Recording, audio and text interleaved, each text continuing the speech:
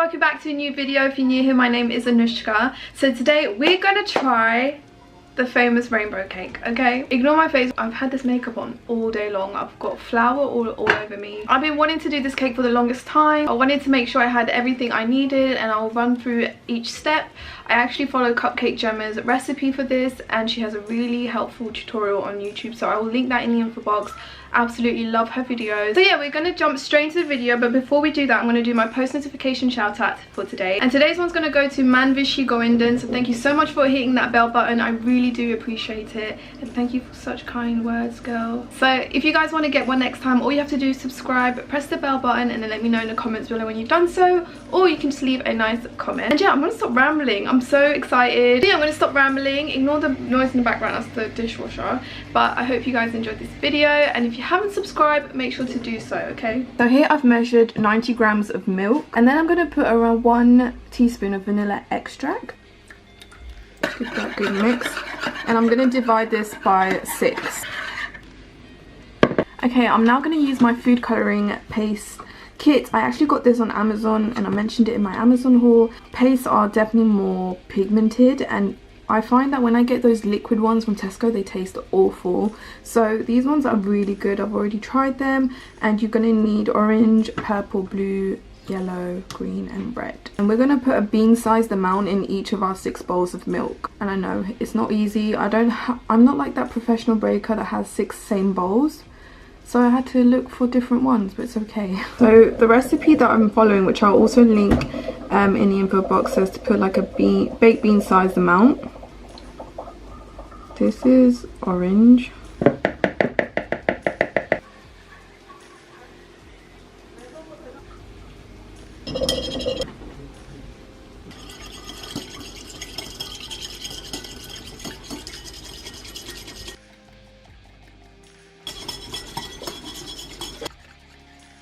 Now you're going to want 750 grams of room temperature unsalted butter. I had to put it a bit in the microwave so it could like melt a little bit.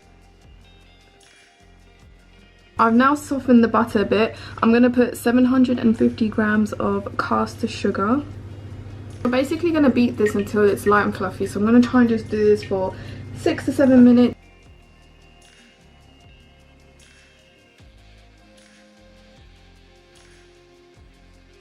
Okay, so once you have this kind of fluffy consistency, I'm quite happy with that. Can't feel my arms, but it's okay. It's actually quite a big batter, I didn't realise. I'm now going to slowly put in 9 large eggs. I'm going to start off with a little bit.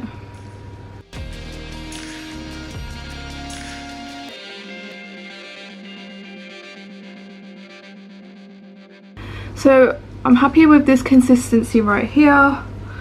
Hope it goes well. Now we got to put the flour in, and this is 750 grams of self-raising flour right here.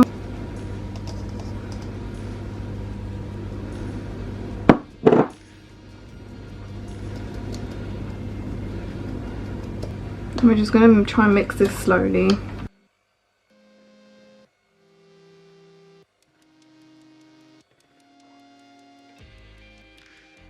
One thing that I really would like to know is that you do need a big bowl, and I thought I had a big bowl.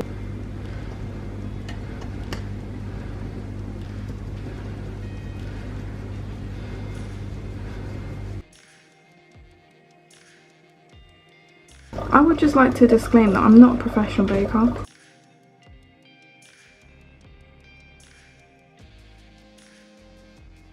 Okay, this is our final batter, and I'm just going to give it a final mix, just to make sure it's all nicely incorporated, especially at the bottom. It all looks good, you know. And we now need to measure this whole bowl.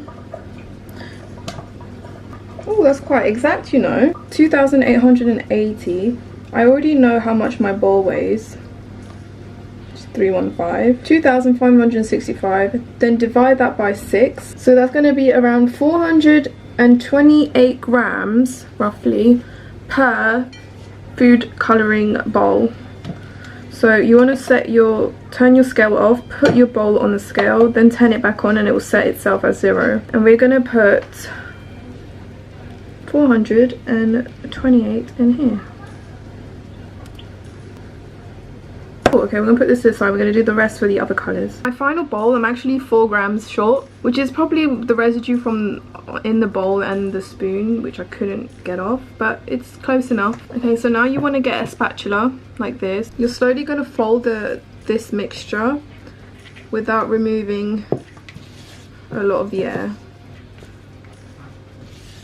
Okay, that's our purple one done. That purple looks pretty good to me. Okay, let's do the other colors now.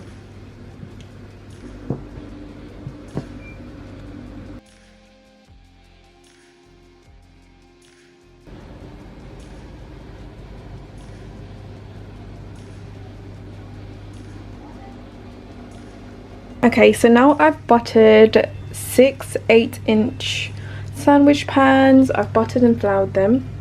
Needs patience, but it needs to be done because you don't want your cake to stick now, do we? Just gonna slowly fill these pans in and level them off as well with a spatula.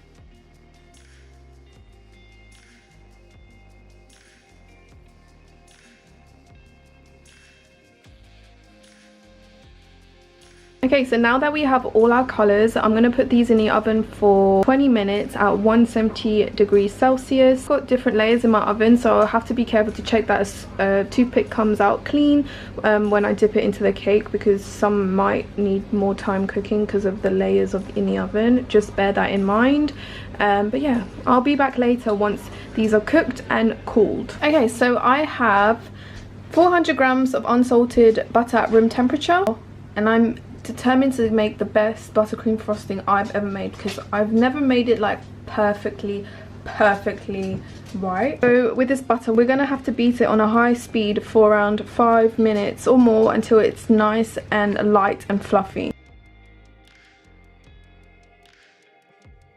Just to show you guys up close, this is the consistency you want. We're gonna need our scale, and we're gonna need a lot of icing sugar. 900 grams of icing sugar. If you guys can't find icing sugar, I got this massive 3 kg bag from Amazon. Okay, so I'm gonna measure out 450 grams first and then mix it.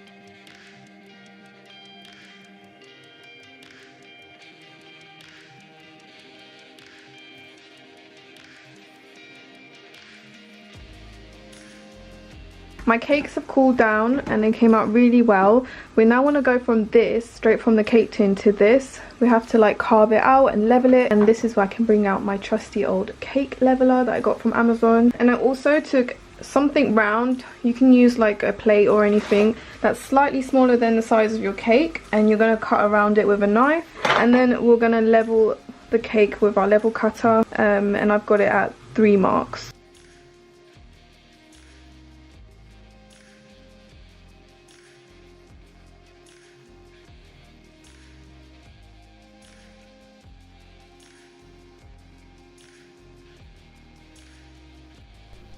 So I'm just going to do a voiceover over this bit, but after I finished leveling my cake, I got this base that you can get on Amazon to place the cake on top of, and then I'm using some of my buttercream and applying that on the center of that base, and we're going to start off with our first layer, and you just want to press that down slightly. And what we're going to do here is apply a really thin layer of the buttercream frosting.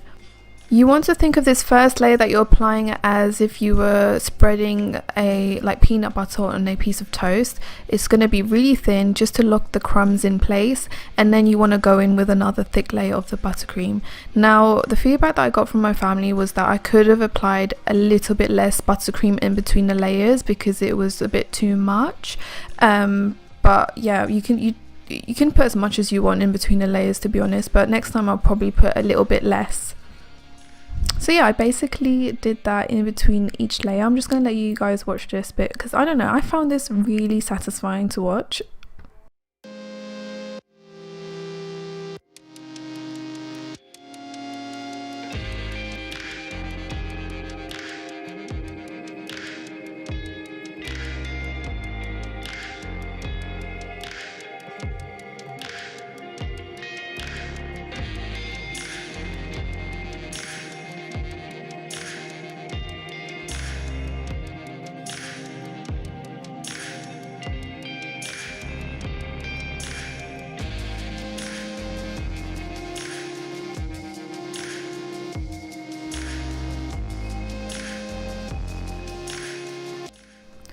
Now once you get to your last layer, you just want to do that really thin coat on top, because we'll do another thick layer at the end.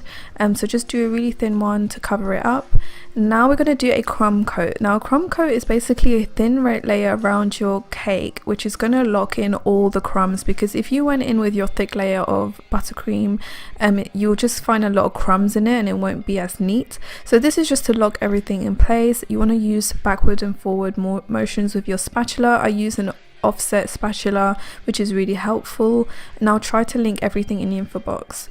So as you can see, I'm really like pushing the buttercream into the cake as if I was like spreading like peanut butter on a toast or something like that. So you just want to cover it all up like so. I'm going to put this in the fridge for 30 minutes to an hour so that it can completely cool and harden, so that when we put the second layer, the crumbs don't mix in with the top coat. So my cake has been in the fridge for an hour or so, and it is nice and solid, so the crumbs won't mix with our last layer of buttercream. So I'm going to take the rest of my buttercream. I did have to make a little bit more because I think I put too much in between the layers. You can make however much you would like to, but I'm really happy with the colour of it. It's a nice white shade. And we're just going to start applying this on the sides.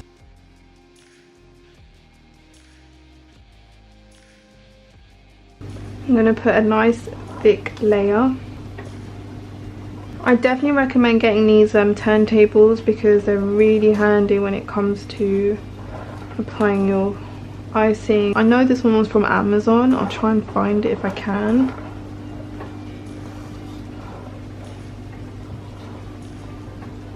Now I can put some on the top.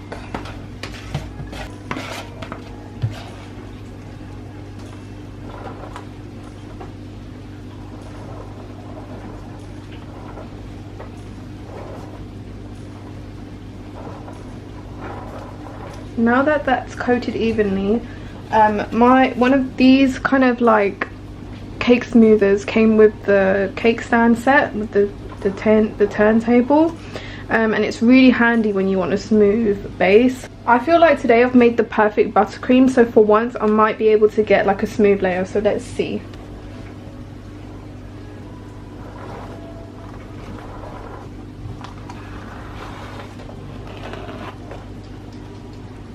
So once it's starting to get smoother, I'm just wiping off the excess off my cake smoother so that we can get the smoothest finish ever.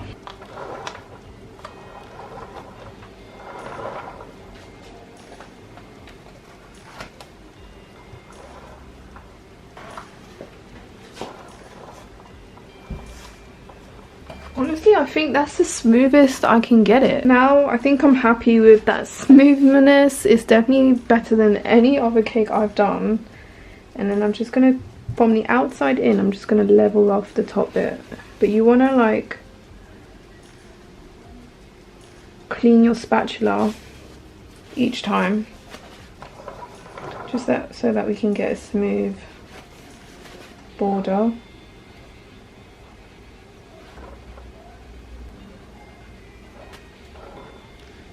I'm just going to smooth the top. Okay, I think I'm happy with that. I am happy with that. I'm going to use some of these silver pearls. I think I'm just going to...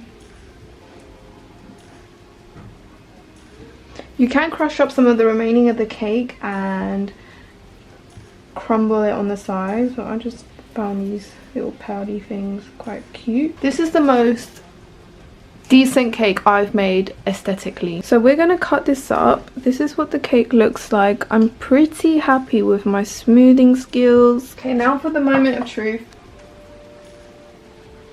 I didn't even cut a straight line. What is that line?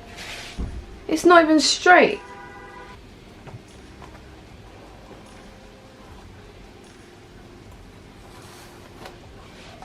Moment of truth, guys. Come on. Come on. Oh, did I just do that cake? Obviously I need to cut a bigger piece, but look at the layers. I need to cut a bigger piece. And hopefully this one can stand on its own. Look at that. I'm so happy with that.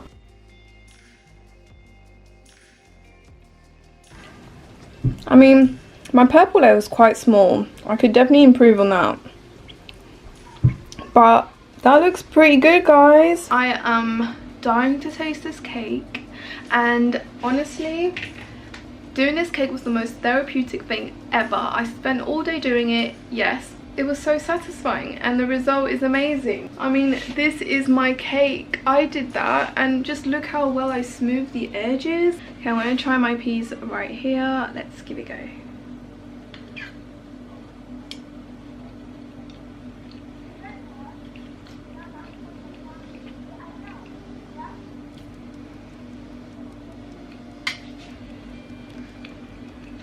Okay.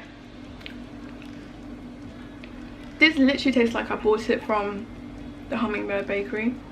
Like, it literally tastes like I bought this. I should go sell this. £30 a cake. Oh my god, the sponges, perfect. The icing, perfect. All the layers taste really good. I just wish there was more of the blue and the purple. Or maybe the weight crushed it a little bit. I don't know, but I'm really pleased with that for my first time. So yeah guys, I'm so proud of myself. Why do I feel like I've got flour on my face? If I do, ignore it. I hope you guys enjoyed this video. I really enjoyed doing this. Honestly, I had so much fun. It was so therapeutic.